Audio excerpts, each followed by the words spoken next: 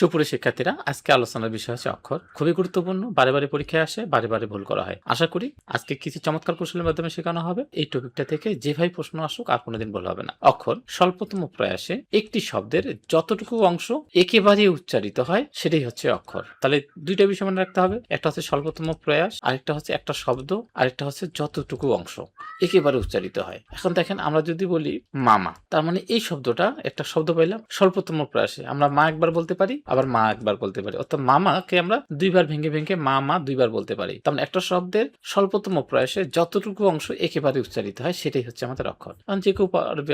এখন যদি বলি বা, কয়বারে পাবেন? যে একবার। দুইবার যদি লিখি বা বা, তাহলে কয়বার? দুইবার। তাহলে দুইটা অক্ষর রয়েছে। এবার যদি বলি বিশ্ববিদ্যালয়, বিশ্ববিদ্যালয়, আপনি কয়বার ভেঙে উচ্চারণ করতে পারবেন? যে বি একবার, স একবার, বি একবার, দা একবার, লয় একবার, তার মানে 5 বার পাচ্ছি। তাই 5টি এখানে অক্ষর রয়েছে। সমস্যা নেই, আপনি যদি এইভাবে ভেঙে ভেঙে উচ্চারণ করতে না পারেন, কোনো সমস্যা নেই। আপনাকে চমৎকার একটা কৌশল শেখানো হবে, যে কৌশলের মাধ্যমে আপনি দেখলেই বুঝতে পারবেন যে এই শব্দে কতটুকু অক্ষর রয়েছে। তাহলে এই কৌশলটা হচ্ছে কি, আমরা 3টা ধাপ আমরা ভাগ করেছি। 1 নম্বর ধাপ, 2 নম্বর ধাপ এবং 3 নম্বর ধাপ। প্রথমে আপনি শব্দটিকে ইংরেজিতে ট্রান্সলেশন করুন। তারপর দ্বিতীয় ধাপ, ইংরেজি ট্রান্সলেশন করার পরে আমরা দেখব এই শব্দের মধ্যে কয়টি ভয়েল আছে। আমরা জানি ভয়েল এ, ই, আই, ইউ, এই 5টি ভয়েল, এগুলো কয়টি রয়েছে। যতটি ভয়েল থাকবে ততটি আপনার ওই শব্দে অক্ষর রয়েছে। খুবই চমৎকার একটা কৌশল। দেখেন, আপনি এখন অ্যাপ্লাই করেন, আপনি পারবেন।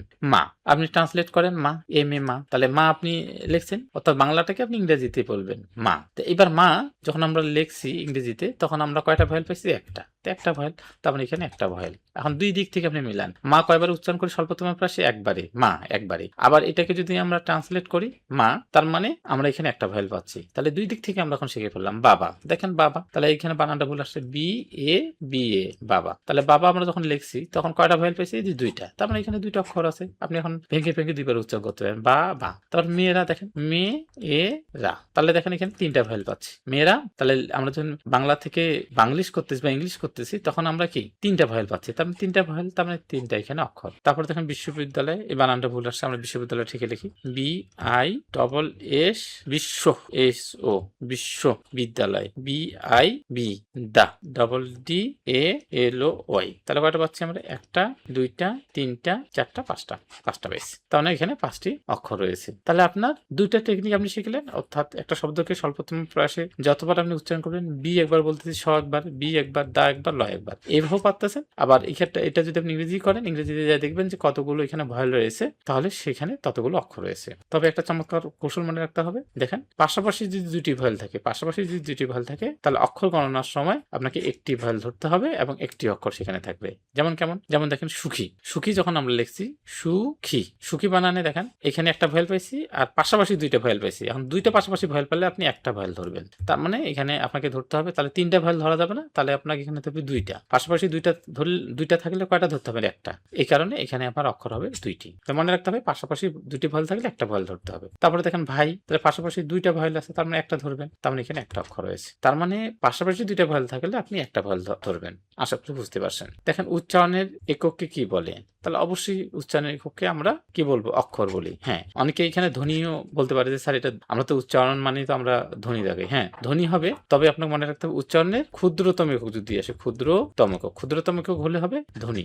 আর যদি ক্ষুদ্রতম কথাটা না থাকে তাহলে হবে অক্ষর। যেমন আপনাকে যদি বলি, যেমন ধরেন আমি হাত বলতেছি, তা হাত এটাকে যেমন আমরা ভাঙবো হ যোগ আ যোগ ত। এই শব্দের ক্ষুদ্রতম এই যে এককগুলো, এই ক্ষুদ্রতম এককগুলো এগুলো হচ্ছে আমাদের কি? এগুলো হচ্ছে আমাদের ধ্বনি। আর যদি ইউনিট বলে, তখন কিন্তু আপনাকে সেটা বলতে হবে অক্ষর। যেমন আমরা যদি বলি যে বা বা, তাহলে বাবাতে আমরা 2টা পাচ্ছি, বা এবং বা। কিন্তু আমরা যদি ক্ষুদ্রতম একক ধরি, তাহলে ব একবার আসবে, আ আসবে, তারপর ব আসবে, তারপর আ। তাহলে এইটা হচ্ছে একটা ধ্বনি। আর যদি শব্দটাকে আমরা একটা ইউনিট করি, একটা সিলেবালে তৈরি করি, তখন তো সিলেবাল মানে হচ্ছে আমাদের কি? একটা আমাদের অক্ষর। তো আশা করি বুঝতে পারছেন যে উচ্চারণের ক্ষুদ্রতম একক ধ্বনি, উচ্চারণের একক বা ইউনিট তাহলে হবে অক্ষর। ধ্বনি পরিমাপের ক্ষুদ্রতম মানদণ্ড কি? ধ্বনি পরিমাপের ক্ষুদ্রতম একক, তাহলে হবে অক্ষর। ধ্বনি উচ্চারণের ক্ষুদ্রতম মানদণ্ডকে বলা হয় অক্ষর। আশা করি বুঝতে পারছেন। নিচের কোনটি এক অক্ষর? তাহলে বোন, তাহলে বোন আপনি সহজে পাবেন। তাহলে বোন আমরা একবারে উচ্চারণ করতেছি, আর যদি আমরা লিখি বোন, তাহলে আমরা অবশ্যই একটা কি পাচ্ছি? ভয়েল পাচ্ছি। তারপরে দেখেন কোনটি এক অক্ষর শব্দ? তাহলে ভাই, তাহলে আমরা একবারে উচ্চারণ করতেছি ভাই। আর আবার যদি আপনি লেখেন ভি এ আই, ভাই, তাহলে পাশাপাশি 2টা ভয়েল থাকলে কি? একটা ভয়েল ধরতে হবে, তাহলে একটা অক্ষর রয়েছে, তার মানে এক অক্ষর হচ্ছে এই যে ভাই। আর বাকিগুলো দেখেন প্রত্যেকটাতে আপনি 2বার করে উচ্চারণ লাগতেছে এবং 2টা করে আমরা ভয়েল পাবো। মামা 2টা ভয়েল পাচ্ছি, দিদি 2টা ভয়েল পাচ্ছি, চাচা 2টা ভয়েল পাচ্ছি। নিচের কোনটি এক অক্ষর শব্দ? তার মানে ঘুম, দেখেন একটা করে ভয়েল পাবেন এবং একবারে উচ্চারণ হচ্ছে। তারপর হচ্ছে এক অক্ষর, তাহলে দেখেন জল একবারে পাচ্ছি, জল একবারে উচ্চারণ হচ্ছে এবং একটা ভয়েল পাচ্ছি। প্রেম, প্রেম দেখেন প্রেম, প্রেম যদি আপনি করেন তাহলে একটা ভয়েল পাচ্ছেন আর একবারে উচ্চারণ হচ্ছে। আমরা একবারে উচ্চারণ করতে পারছি প্রেম শব্দটাকে এবং আমরা এখানে দেখতেছি যে একটা ভয়েল পাচ্ছি। বিশ্ববিদ্যালয় একইভাবে আমরা 5টা, এখানে আমরা কি 5টা আমরা ভয়েল পাবো এবং আমরা 5 বারে ভেঙে ভেঙে উচ্চারণ করতে পাবো। তাহলে বিশ্ববিদ্যালয়, বিশ্ববিদ্যালয় আপনি প্রথমে কি BI বিশ্ব ডবল এস ও বিশ্ববিদ্যালয় BIDDALOY জফলা থাকার কারণে দ 2বার হবে মানে ডি 2টা। তাহলে বিশ্ববিদ্যালয় 1 2 3 4 5, তাহলে 5টা আপনি ভয়েল পাইছেন মানে 5টা অক্ষর, আবার 5 বারে আমরা উচ্চারণ করি বিশ্ববিদ্যালয়, তাহলে অবশ্যই 5টি। তো এইগুলোই পরীক্ষায় আসে, চাকরি পরীক্ষা, এগুলো অ্যাডমিশন টেস্টে আসছে। যদি আপনি কৌশল জানা থাকে যেভাবে প্রশ্ন আসুক আপনি কিন্তু ইজিলি প্রশ্নের সমাধান করে আসতে পারবেন এবং অল্প সময়ে করতে পারবেন। তাহলে আজকে এই পর্যন্তই, সবাইকে অসংখ্য ধন্যবাদ।